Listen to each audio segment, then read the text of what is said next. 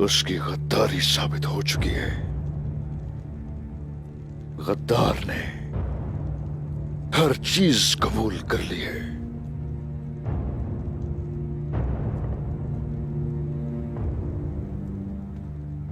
हमारी रिवायात वाज़े है। नुंदार चचा को मजीद वक्त जाया किए बगैर सजाए मौत दी जाएगी। इस काम को मैं करना चाहूंगा उस्मान साहब। ये फरीजा मुझे सौंपे हैं।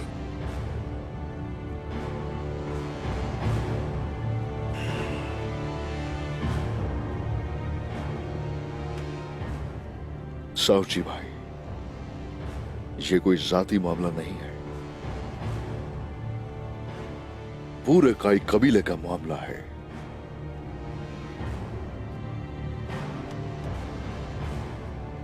उसे सजाए मौत सिपाही देंगे और कमान की रस्सी से गला घूंट के जान ली जाएगी।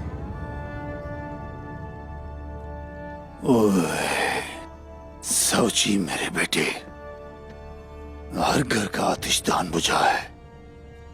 हर खानदान में कोई ना कोई शहीद है।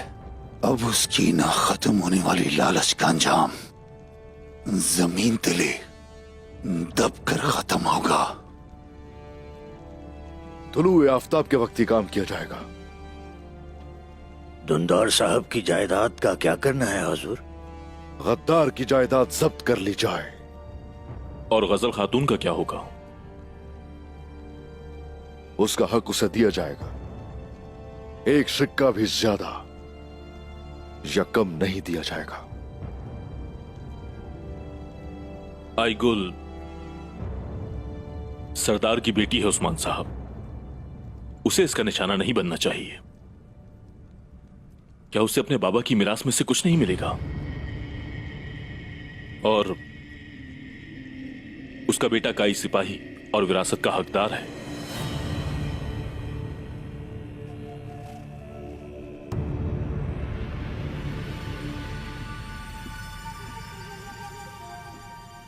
किसी को निशाना नहीं बनाया जाएगा। हमारे दीनी अहकामात वाज़े हैं।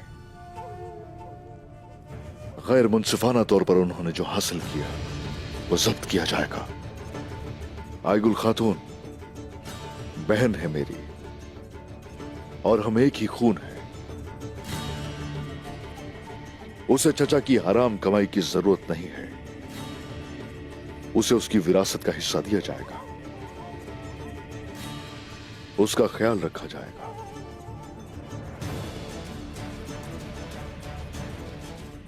ठीक है उस्मान साहब। आ जाओ मेरे बच्चों, आ जाओ, चलते हैं। ये दिन भी गुजर जाएंगे ये दिन। इजाजत चाहूंगा।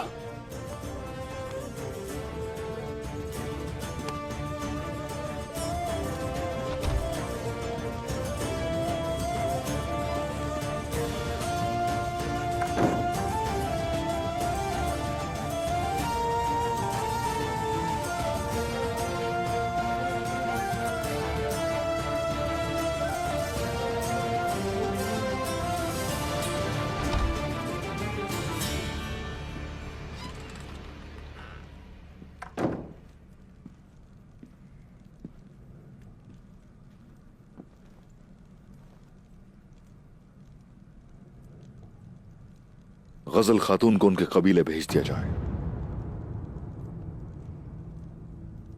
उनके भाई जावल करसलान की तरफ। यह फरीजा तुम्हारे जिम्मे है बाला खातून।